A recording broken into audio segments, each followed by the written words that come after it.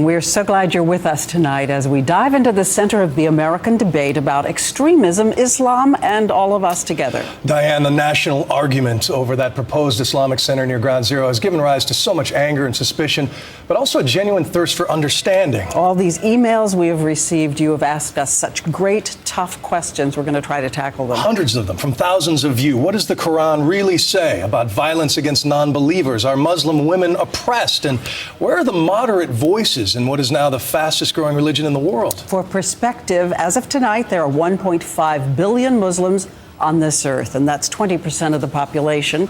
Christianity, still the largest religion, 33%. And that's certainly the case, of course, here in America. 165 million Protestants in this country, 68 million Catholics, only about 5 to 6 million Jews. But the smallest group there, only 2 to 3 million American Muslims of all different sorts. And as we start, we want to say that we know that this topic is so deep, we cannot possibly cover it all in 1 hour. And we remind you that on Sunday, ABC News will weigh in again, a town meeting with Christiane Amanpour. But let's begin now with some basic questions about Islam as viewed across the divide.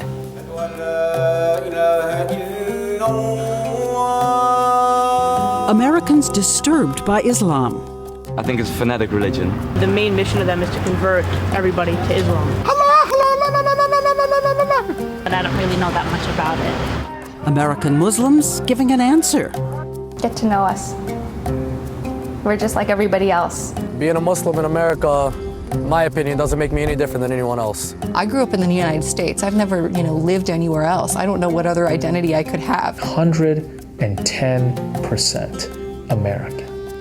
But the fact is, nearly 3/4 of Americans say they don't really know anyone who's Muslim, nor have they asked what Islam really is. So we decided to begin with what Christians might call a Sunday school lesson. If you are from God, show us a miracle. What our ordinary Muslim children in America taught about the religion founded by Muhammad. He was a good person. He was an orphan and he helped other orphans. And he always prayed. But initially, his tribe was still worshiping stones and idols, while all around him, other tribes were already practicing Christians and Jews. And then in the year 610, Muhammad was meditating in a cave when he says he had a revelation. One God. The idea of an angel speaking to you is a monumental thing. And so he ran to his wife, Khadija. And she was the first person who converted. She said, I believe in you. And that revelation is in the Quran. The word Quran means recitation or readings. And it may surprise a lot of people that the Quran is filled with stories we all know. It talks about how the world began, I guess, from Adam and Eve. And that's what Islam is. In the beginning, Adam and Eve. Though in Islam, God created them equally out of dust, not one from the other. And there's also the Mother Mary in the book who had a mystical conception and gives birth. The trees around her bow low so that she can pick the dates, and the spring opens at her feet. And another thing inside the Quran that wasn't mentioned by that pastor who wanted to burn the book, Terry Jones. The name exalted over and over in Islam is Jesus. I was told that Jesus is the Messiah, who will come back at the end of time to establish the kingdom of justice and peace. Not Muhammad? Not Muhammad, the Christ, son of Mary. So we believe Jesus is the Messiah who will come back at the end of time to establish the kingdom of justice and peace on earth. What percentage of Muslims would say that they believe that Jesus is the Messiah? Well, you cannot be a Muslim if you don't believe Jesus is the Messiah. It's in the Quran. And until Jesus comes, in the Quran, he sits at the right hand of God. So if you believe Jesus is a Messiah and sits at the right hand of God, what is the thing you believe that is different from Protestant and Catholic Christians? The thing that separates Islam from and Judaism from Christianity is that we don't say that God has a son. Both Jews and Muslims do not attribute a son to God. So in the Quran, Jesus is not the Son of God, nor does he die on the cross, but he is a divine prophet. And also in the Quran, the heart of Islam, Muhammad's 5 pillars, sort of like the 10 Commandments. 5 things that make you a Muslim. First, believe in one God, Allah, and that Muhammad is his messenger. He was like, listen to me, Allah is the real God.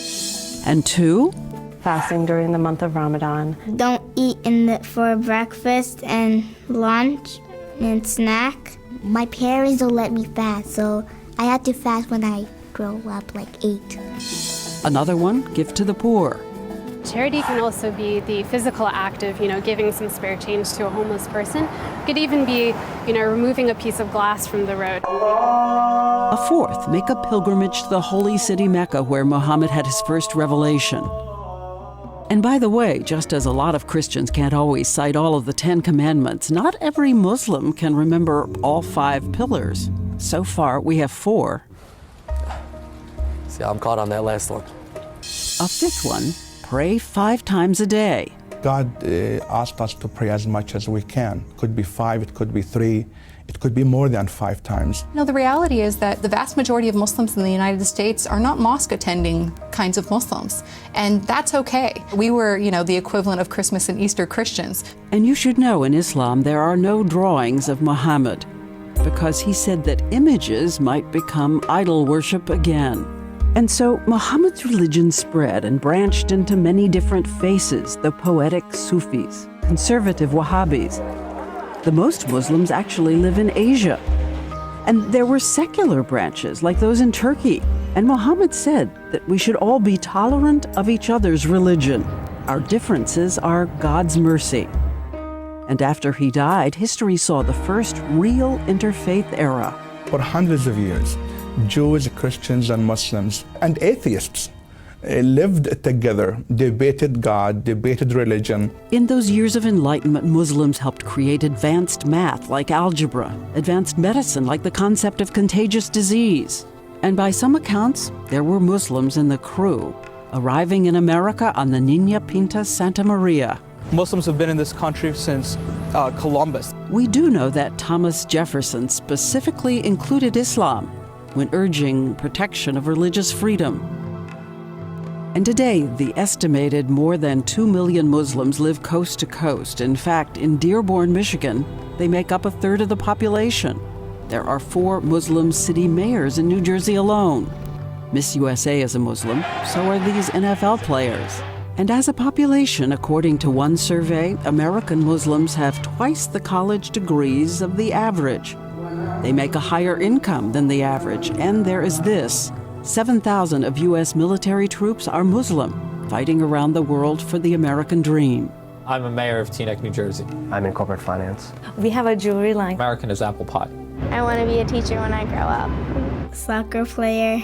A scientist. I want to be a doctor. And even as we hear about vandalism and protests against mosques in America, there are already 1,900 of them rising peacefully above churches and synagogues. A beautiful new mosque is being built in my hometown, Louisville. It's all built by people of Louisville. This is physician Dr. Ammar Al-Masaki. We need to give back. So, hundreds of millions of peaceful Muslims say this is the real face of Islam. But a question: how did this religion become the symbol of what Americans fear? What about the brutality toward women? And most of all, how did we wake up one day in America to the specter of this?